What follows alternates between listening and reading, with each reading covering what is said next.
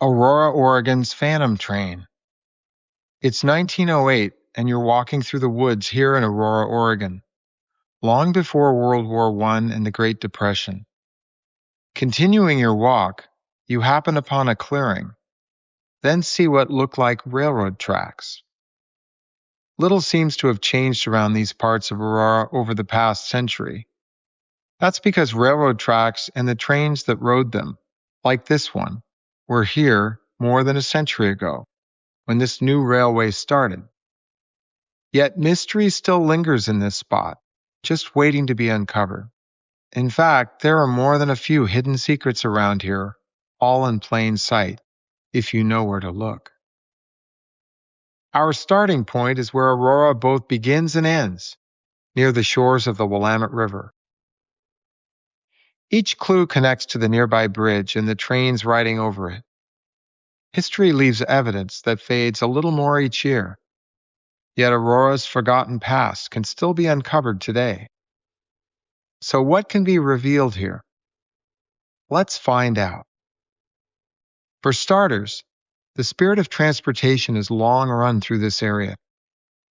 But to decode the mystery, we need to start back at the beginning, to 1908, when a remarkable new railway crossed the Willamette River and changed how people traveled through Aurora. A key difference. Imagine standing beside these tracks a century ago. Here's a detail that surprises most people. You wouldn't know by watching trains here today, but back then, they were powered by something very unique. For that time, many would picture a loud locomotive, spouting smoke, burning coal, and maybe stopping for water. But that's not what passed through Aurora. So how exactly were trains powered through here in 1908, and what changed? That answer is contained in the railroad's name, once considered the future of American railroads. Yet today, it's forgotten. This wasn't the Oregon Steam Railway. It wasn't the Oregon Coal Railway. It also wasn't the Oregon Diesel Railway. Instead, it was the Oregon Electric Railway. So instead of passing through rural Aurora, here behind a smoking engine, passengers were riding in clean, quiet electric cars, with comfortable seats and a smoothness that felt futuristic. Passengers glided peacefully through Aurora on thick padded seats, with polished wood interiors, ample legroom, and brass trim. Riding aboard the Oregon Electric Railway wasn't just transportation. It felt like the future, with electric lights and sometimes a freshly prepared meal, making the journey a refined event instead of jostling down Oregon's muddy roads in early automobiles.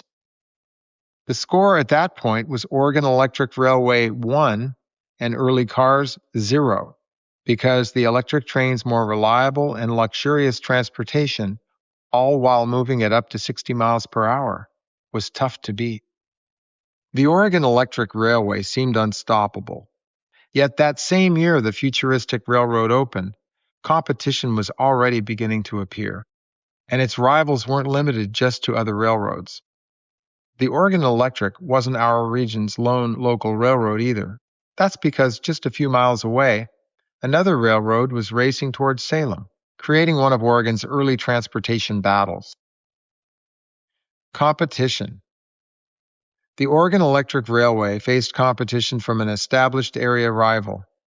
Just a few miles east, Southern Pacific was pushing south through Oregon City and Canby, with both railways eventually meeting at Donald, Oregon.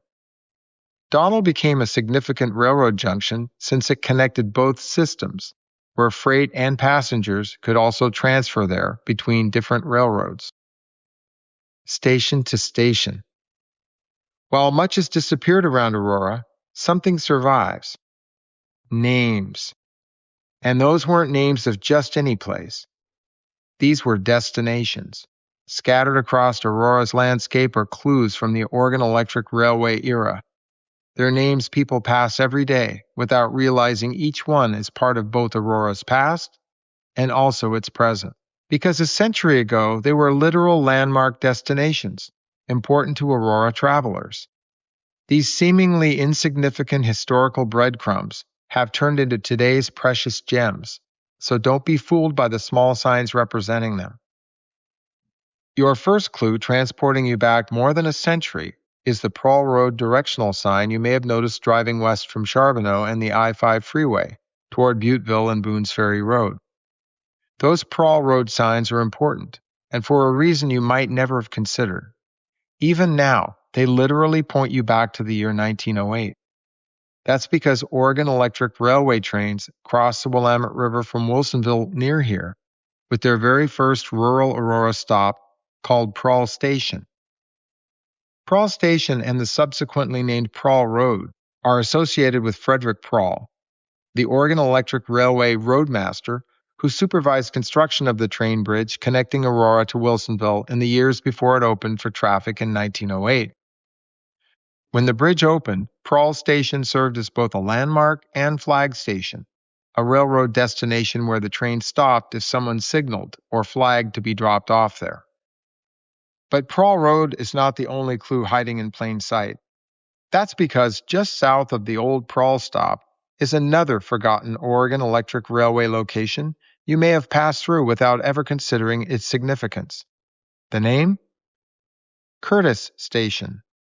That railroad crossing still intersects with Arndt Road, just like it did long ago, located literally a stone's throw from Cleppinger Road to the west. Like the Prawl stop, Curtis was also a rural flag station. But it's worth lingering here a little while longer for evidence of what once was. That's because while this station has all but disappeared from maps and much of written history, here on the ground, if you know what to look for, you'll still see the almost forgotten name of Curtis clearly emblazoned on the train shed there. Bridge on the river. Why?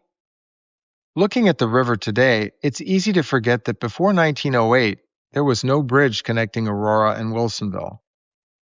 Aside from local ferries, travelers and freight had no convenient way to cross here.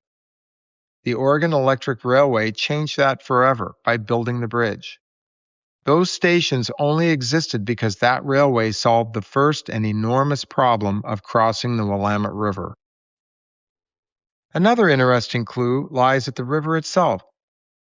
So why was this railroad bridge built here, where the Willamette River meets a seemingly random patch of Aurora soil? This crossing's location was no accident. The Oregon Electric Railway needed a place where it could overcome its greatest obstacle, the Willamette River, while still creating a direct route south toward Salem. When we look at this crossing today, it's easy to think that when the railroad reached the river, they built a bridge. But the real engineering challenge began long before the water. That's because the land beside the river was low and therefore prone to flooding. This meant a railroad could be washed away simply by rising water. That's major problem number one, and this meant the stretch between Aurora and Wilsonville was unsuitable for a railroad. Yet it gets worse, because here's the thing. The Willamette crossing at Aurora wasn't simply about crossing the Willamette River. The real challenge was getting trains up, over, and back down. That was major problem number two. So how are you going to address both of these mammoth and seemingly intractable issues? Straight ahead, just down the tracks. I live here, but keep on coming back. Left my baggage with the rain. Glad to say that I can feel no pain. Charging hard and running lean. It's an ever-changing scene. Smokestack signals trailing far behind.